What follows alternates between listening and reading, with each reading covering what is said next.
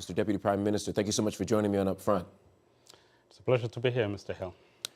On January 1st, the self-governing region of Somaliland, which is internationally recognized as a part of Somalia, signed a memorandum of understanding with Ethiopia, which would allow landlocked Ethiopia to use ports along 20 kilometers of the region's coast.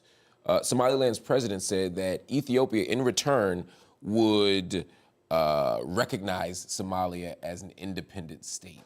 That, of course, would make Ethiopia the first country in the entire world to do so. Where does that situation stand at the moment?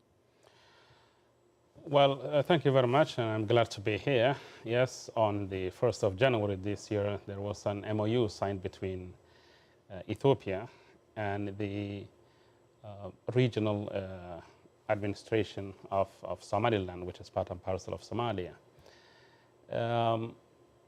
Somali government has, in the last, since then, clearly articulated that we do not recognize that MOU, as it is against the international law and customary law. As you rightfully stated, Somaliland is part of Somalia. So an agreement that infringes on the sovereignty and the territorial integrity of Somalia certainly has no place in a rule-based world. We believe we have not seen the MOU in its totality, but from what we can extrapolate from the summary provided in the media by the Ethiopian government and some of the public discussions by the leadership of Somaliland, it is supposed to include a military naval base and access to the sea. So the first thing I would like to observe here is Ethiopia is not short of ports in terms of accessibility to ports. It uses the port of Djibouti. It uses the port of Berbera in Somaliland, Somalia. It uses the ports of Lamu and other parts of Kenya. So the issue is not one of accessibility to the sea. Uganda, Rwanda, a lot of other countries utilize the ports of Tanzania or Kenya. And that does not entitle them to get into an illegal agreement with any region. So how do you respond to that as a nation? I've heard your president, Hassan Sheikh Mahmoud, say that this agreement is nothing more than annexation. He specifically said it's nothing more than annexing part of Somalia to Ethiopia. He also told Somalis to, quote, prepare for the defense of their homeland. When I hear that, that sounds like the kind of language that prepares the country and maybe the global community for war. All right, I think we have to clarify a few things here. When our president says that this is akin to annexation, I think that is a very simple thing to understand. When it comes to international law, getting into agreement in a treaty with another country involves dealing with the federal or the central government of that country. It is not the sort of agreements you get with subnational entities. And the Ethiopian government has bypassed that practice. On the other hand, it is only natural for Somalis and their government to try to defend their sovereignty. So far, the Somali government has gone down the path of legality. It's been a year and a half since your president declared, I think you used the language of total war against al-Shabab. In December of 2022, the president was right here on this show. And when I asked him about this, he was very confident about the government's offensive. In fact, let's take a look at what he said. You're saying in 2 weeks, what state will be completely free of al-Shabab in 2 weeks? Look. Which state in particular? Galmudug and Hirshabelle. Will be completely al-Shabab free in 2 weeks' time. How? That's fascinating. Look, you heard what the president said, but it's been over a year, and the armed group is still controlling parts of these states.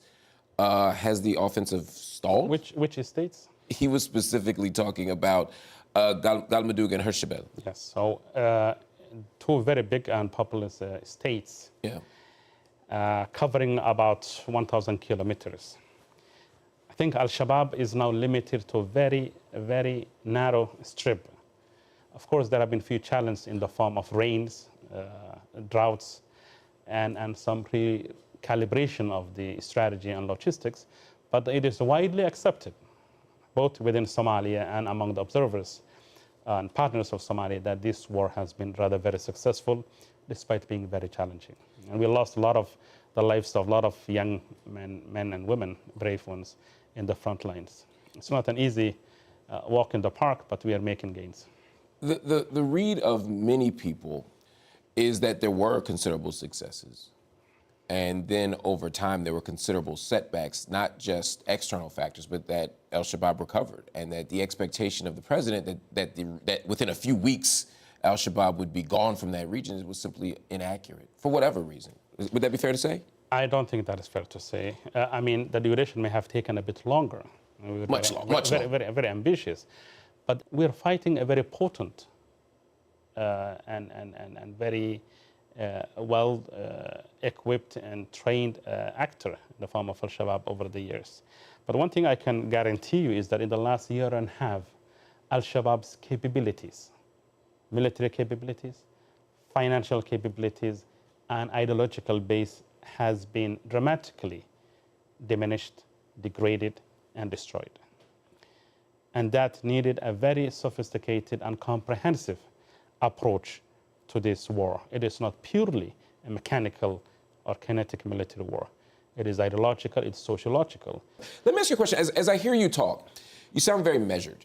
You sound very pragmatic. You're saying it's a big fight, it's a long fight, it's an entrenched fight. That makes sense to me. The president, however, a year ago says, again, we'll be rid of them in a few weeks.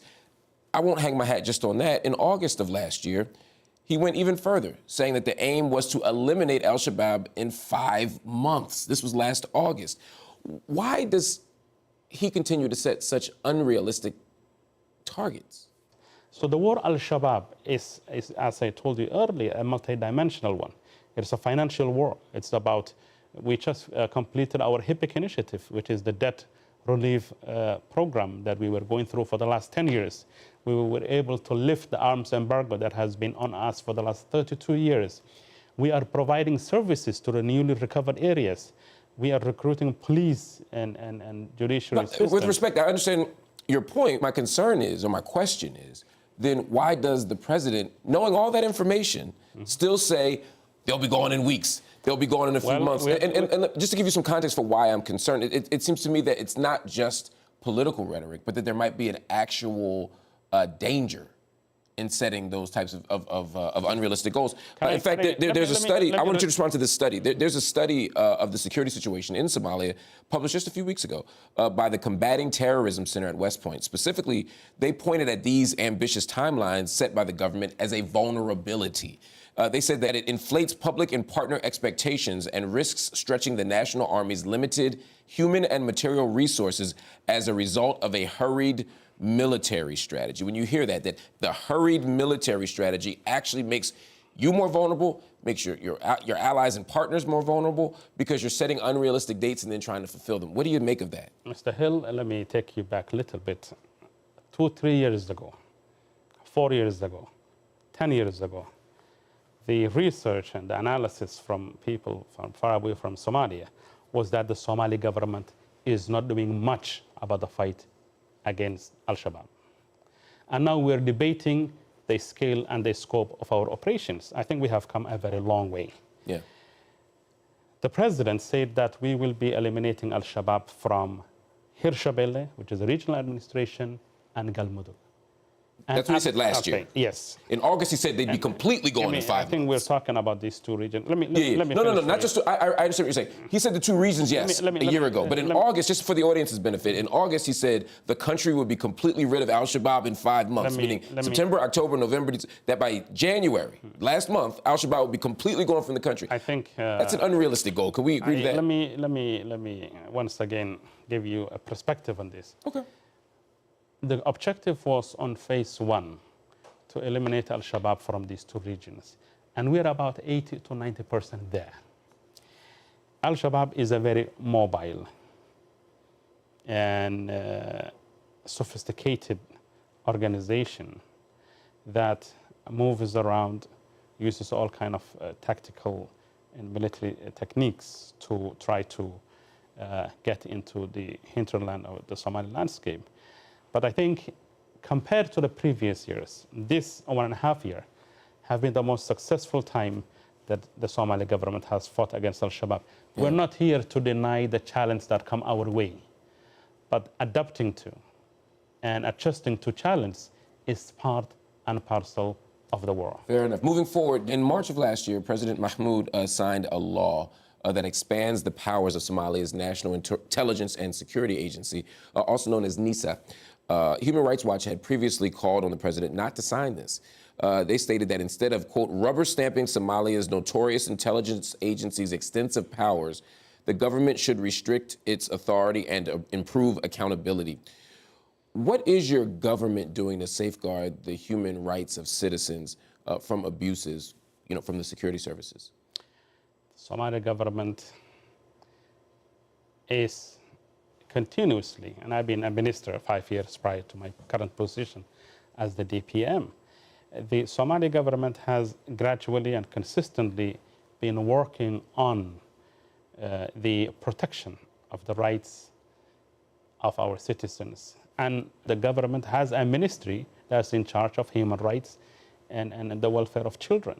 We will be soon forming the Human Rights Commission. We have a very useful and meaningful interactions with civil society organizations in terms of trying to make the human rights agenda a national issue, and it's spearheaded by our president. The word you use here is notorious. Yeah. It's a very strong word to use.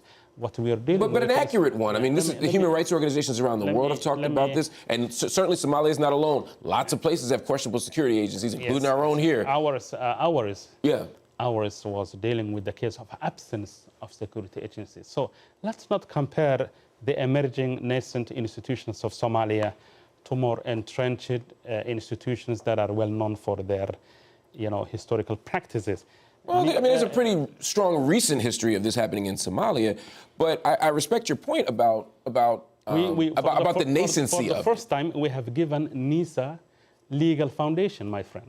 Yeah, but the problem with the bill is that it doesn't create mechanisms of accountability. If it is nascent, as you discussed, then that seems all the more reason to create more mechanisms of oversight and accountability. NISA has been accused, just for the audience's benefit, NISA has been accused of a number of abuses in the past, including arbitrarily detaining children, subjecting them to coercive treatment and interrogations, denying them access to relatives and legal counsel, threatening them, and on occasion beating and torturing them. And this bill gives the NISA director power on whether to allow arrests or investigations of those NISA officials, essentially providing them immunity from prosecution. This is not accountability. How can you guarantee the human rights of citizens are respected if the security forces can grant themselves immunity? They can literally say, you know what, we're immune from prosecution. My good friend, NISA of the past used to be governed by laws that used to, legacy laws from the previous government, dictatorship in the past.